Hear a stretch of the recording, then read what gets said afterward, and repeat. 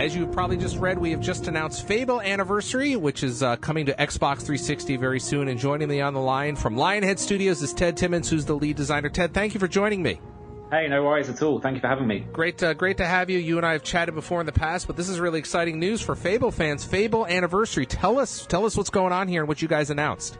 Yeah, I mean, it's the game that the Fable fans have been demanding from us for years now. It's the one game that's not on the Xbox 360, so it's amazing to get the whole franchise on there. Obviously, some new achievements as well for anyone who loves our Fable achievements. Well, not only new achievements, but it's the first time you can get Fable 1 achievements. Yeah, so it's double exciting, and we're doing something that's not been done before, so it's going to be interesting to talk about those a bit more in the future as well. In terms of, what do you mean not been done before? Explain what that means. Well, Fable has always been a bit about choice and consequence, so we're trying to put that into our achievements. I see. Oh, interesting. Little tease there. So we'll have to see how that works out. I actually want to step back a little bit, Ted, because, obviously exciting. I know you have, Lionhead and Fable fans are very excited because they've wanted to have the original on, on Xbox 360, and you're going to deliver that. We'll talk about that in a minute, but I want to talk about you because you actually have a very interesting story about how you got into the industry and so forth. Could you tell us a little bit about that? Yeah, my first job in the industry was a tester on the original Fable game, and I actually started as an unpaid work experience. I think it's basically the American equivalent of an unpaid 1 week internship. Right. But how much impact can you have in a week? Well, hopefully enough that I got a 1 month job. That's true. Afterwards. And then, 1 month kind of became 10 years.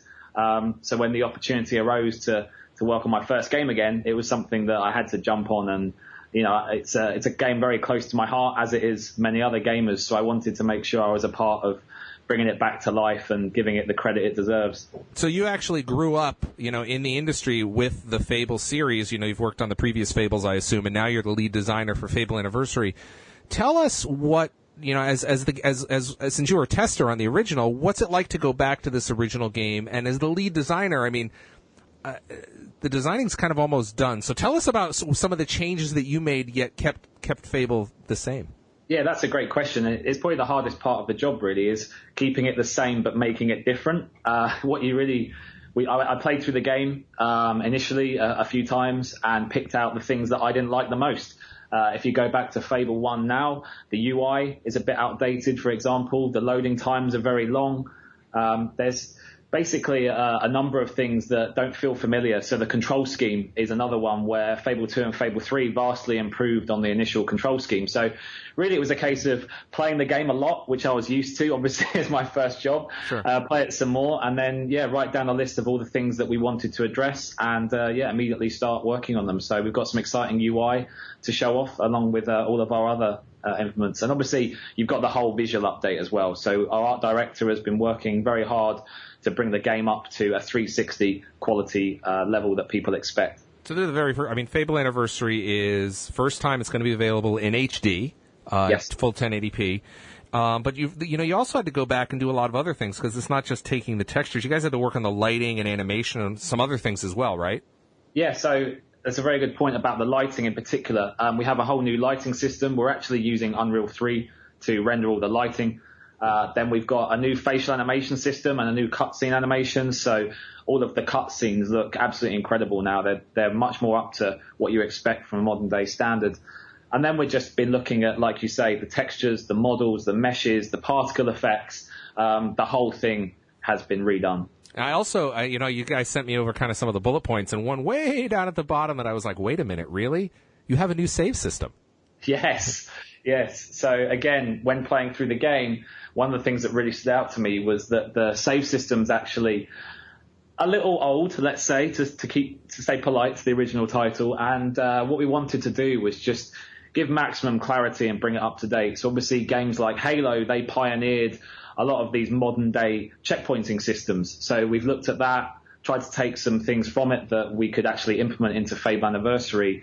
And along with that, obviously, when we started looking into the save game system, we were thinking, well, you've got to bring all of the Fable The Lost Chapters content, right? That's the thing that the fans are really going to love, is actually that it's not just Fable 1, it's Fable The Lost Chapters, and everyone loves dragons. Right. So it was dragons! yeah, spoilers for anyone who hasn't played the original. Yeah, it's got to be great for you guys to go work on this. It's because you've also added some other elements as well. My understanding is you are going to have some smart glass integration, which is obviously one of the hot new things that we shipped in the past year. What kind of smart glass integration will Fable Anniversary have? Yeah, hopefully this is the feature that actually gave me my job. It's actually something that requires a lot of thought and a lot of design going into it. And really what we wanted to try and get across was when we heard about smart glass, I think it was actually at E3 2011, it was something that definitely excited me. You know, I'm one of these people that I've always got multiple gadgets on the go and I'm always distracted when I'm playing games. So it's really how can we take that distraction and turn it into something immersive, turn it into something that I'm playing the game and I have this really cool companion on my lap or in my hand, and it's actually in sync with the game, and it's my map. We're looking at also having the ability to take screenshots from it, which you can obviously share with your friends. And really it's about making it something that you almost don't even know it's there. It feels like it's part of the same thing. Is obviously the original Fable had no multiplayer, so I imagine you guys didn't just bolt multiplayer on. There's nothing like that. Yeah, like you say, it would be a bolt-on. We didn't think we could do it justice. So really we wanted to focus on the single-player experience. But saying that, we have added leaderboards. So you can be the best in Albion at perhaps chicken kicking for anyone that likes kicking their chickens the furthest. Right. Which is, once that. In fact, my wife still calls the Fable series the chicken kicking game because she saw me do that once. It's anonymous. And it's funny, actually, going back to Fable 1, because we've been going through lots of the original concept art. And I found this piece of concept art, and it might be a nice bit of trivia for the Fable fans out there. But before it was a chicken, it was actually a monkey.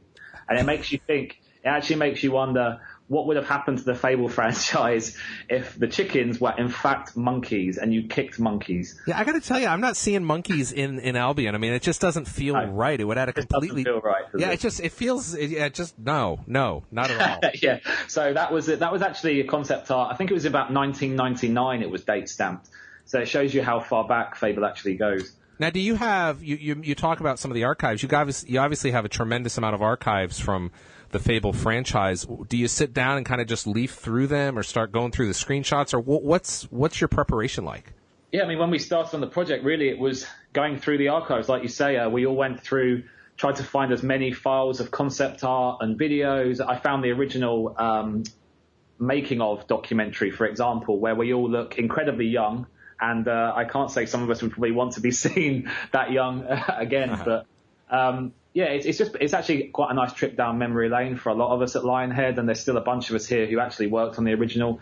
So there's loads of resources internally for us to actually go back and say to other people in the studio, hey, what do you think of the build today? Is this Fable to you?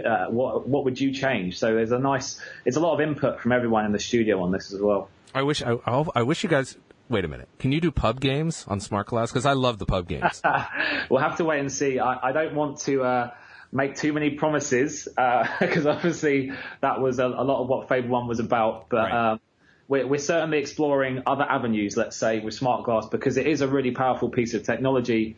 And we've been experimenting. Let's leave it at that, if that's okay. And hopefully people will get their chance to see it when it comes out later this holiday. Now, Fable Anniversary, as we go through, we talked about the remake. It's HD, new lighting, achievements, of course. The load times are quicker, and you guys have updated the controls a little bit.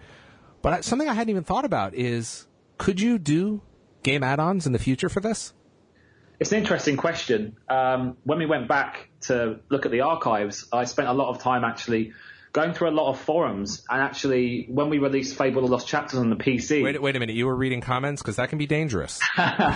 Hey, you just got to do it sometimes. You got to grin your teeth and bear it.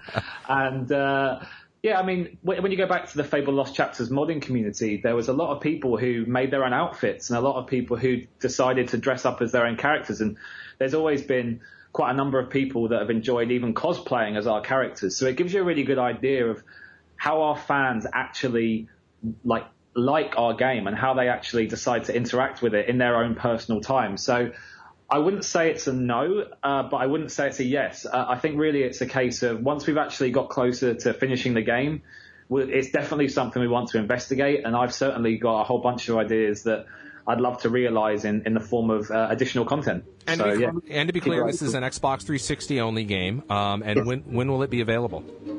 So it is an Xbox 360 game. Obviously, the Xbox isn't going anywhere anytime soon. It's very important to all of us that we carry on delivering on it. And we wanted to, it will be coming out in holiday this year. We don't have an exact date yet, but it will be announced relatively soon. Relatively soon. I think I know what that means. All right, my friend.